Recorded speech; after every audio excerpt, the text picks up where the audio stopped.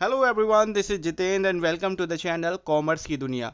साथियों, आज की इस वीडियो में मैं आपको बताने वाला हूं कि महात्मा ज्योतिबा फुले रोहिलखंड यूनिवर्सिटी के अंतर्गत नवीन शिक्षा नीति के अंतर्गत एम कॉम के पाठ्यक्रम में आपको किस तरह से असेसमेंट क्राइटेरिया देखने के लिए मिलेगा। यानी कि ओवरऑल आपको मार्किंग का पूरा सिस्टम समझाऊंगा, तो पूरा इस वीडियो को देख लीजिएगा। सबसे पहले हम बात करते हैं टाइप्स ऑफ पेपर्स की। तो यहाँ पर कोर पेपर है, other stream and elective paper है, research project, survey, industry visit report and viva है, paper presentation in seminar and viva है, कॉम्प्रिहेंसिव वाइवा है या डेजिटेशन है। ठीक है साथियों, और असेसमेंट क्राइटेरिया क्या है? तो कोर पेपर का जो असेसमेंट क्राइटेरिया है वो 30% इंटरनल होगा, साथ ही साथ 70% एक्सटर्नल होगा। कोर पेपर वो पेपर होंगे जो आपके कोर्स से रिलेटेड है, ये सब आपको जानकारी पूरी तरह से मिल जाएगी। अदर स्ट्रीम के पेपर आपको अपनी इच्छा से नहीं लेने हैं। जो भी सब्जेक्ट आपके कॉलेज में आपको प्रोवाइड कराया जाएगा वही आपको लेना होगा। इसका इवैल्यूएशन भी 30% इंटरनल और 70% एक्सटर्नल रखा गया है। रिसर्च और प्रोजेक्ट की बात करें तो हम यहाँ पर आपके कॉलेज के टीचर, साथ ही साथ जो कॉलेज में यूनिवर्सिटी की तरफ से एग्जामिनर प्रोवाइड कराया जाएगा, दोनों आपके जो है मार्क्स देंगे।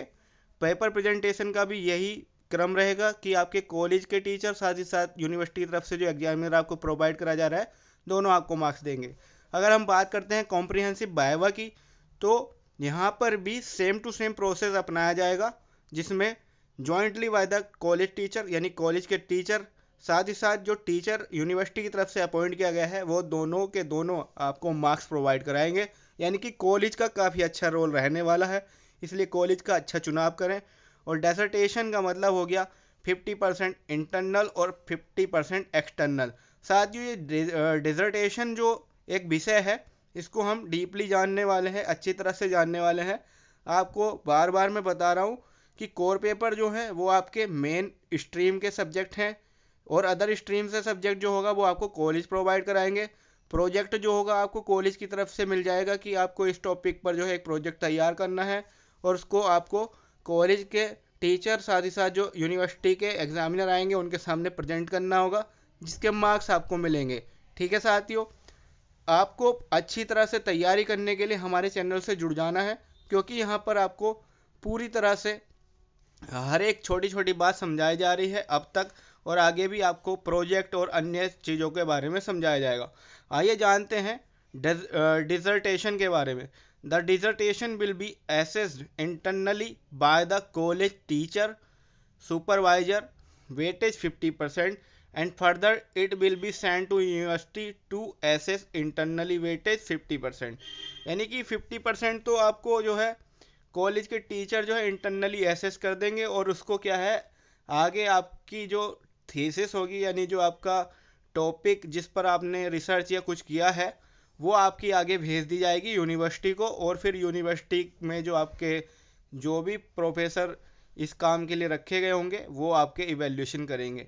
ठीक है साथियों, research project, survey, industry visit report and viva, paper presentation in seminar and viva and comprehensive viva will be assessed jointly by the college teacher, internal examiner and the teacher appointed by the university external examiner।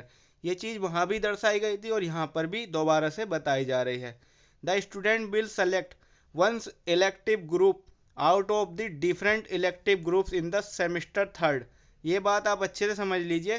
Semester 3 में student जो हैं एक elective group का चुनाव करेंगे, different elective group in the semester third. समझ रहे हैं आप? The first two paper of the selected elective group will be studied in the semester third and the remaining two paper will be studied in semester four. तो जो group आप select करेंगे उसके पहले 2 पेपर जो होंगे वो आपको सेमेस्टर 3 में पढ़ने होंगे, और बाद के जो 2 पेपर होंगे वो आपको कब पढ़ने होंगे, सेमेस्टर 4 में पढ़ने होंगे। लेकिन ग्रुप आप थर्ड सेमेस्टर में ही चुनाव कर लेंगे। In the first semester the student will select A minor paper from the subject stream other than commerce. आपको कॉमर्स के अलग किसी एक सब्जेक्ट का चुनाव करना है, और यहाँ पर पूरी तरह से क्लियर लिखा गया है, as per the subject availability of the concern college. जो आपके कॉलेज में जो सब्जेक्ट प्रोवाइडेड होगा वही आप ले सकते हैं, इसलिए अपने कॉलेज से संपर्क बनाए